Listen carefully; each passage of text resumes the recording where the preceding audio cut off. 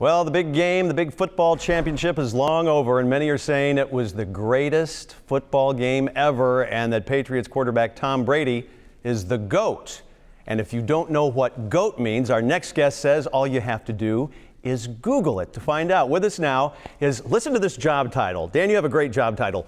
Google Search Trends Expert, Daniel Seberg. Nice to see you here on the Morning Blend. So I wanted to point out GOAT actually stands for greatest of all time. Was that one of the top searches that you guys saw on Google, or what was the big search after the weekend? It didn't make the top searches, but certainly it could be one out there that people were curious about. In Florida, we did see a lot of search interest around Lady Gaga's halftime show. That's still getting a lot of buzz. The Super Bowl overtime, this was the first time that overtime was part of a Super Bowl game, so people were curious about how that worked, the rules that were involved.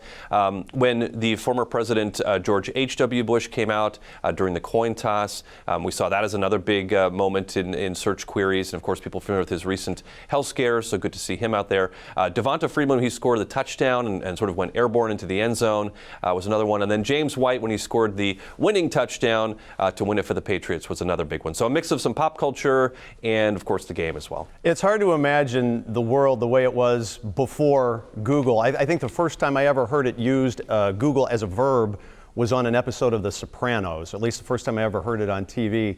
Is there a way when we're searching on Google to make our searches better? I know back in the old days we had to use plus or quotation marks or anything. Are there any search tips we can use to make our searches more accurate?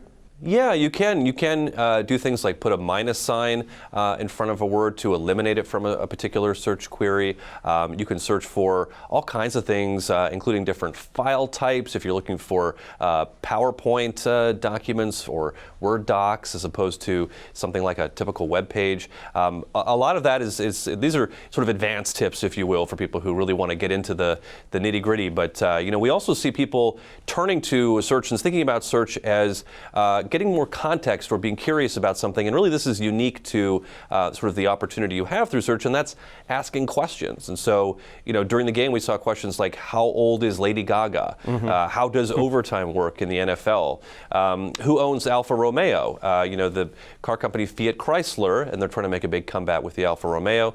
How many points in a touchdown? This is something we saw actually in Florida. And, you might think this is something that people take for granted, and you may not feel comfortable posting that on social media, but if you're not a football fan and you just tune in maybe for the ads or Lady Gaga, you might not be familiar with how many points are in a touchdown. So for many people that's obvious, but it's an opportunity for people to again get some context if they're curious about something. I honestly didn't know what a pick six was. I'm going to call myself out, and that is another query that we saw that was trending. Again, you may not feel comfortable posting that publicly, but through search you can find out that means an interception that leads to a touchdown. Now I feel like an expert on the subject. Google has really changed the way we not only watch the big game, but the way we watch sports and even TV in general. I can't imagine now watching any TV show, and if something pops up and you don't know what it is, you immediately just Google it so you can find out what's down the road. What are you guys working on at Google that's going to further transform our lives for the better?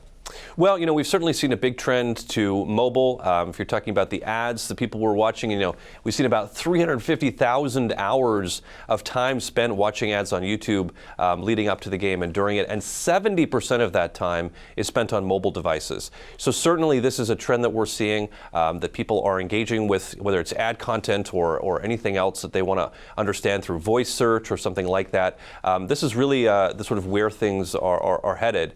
And people are still experiencing the ads online. There's a little bit of sort of Monday morning or Tuesday morning quarterbacking going on to share the ads and see the ones that are most popular out there. That is Google Search Trends expert Daniel Seberg. Thank you so much for your time with us today on Tampa Bay's Morning Blend.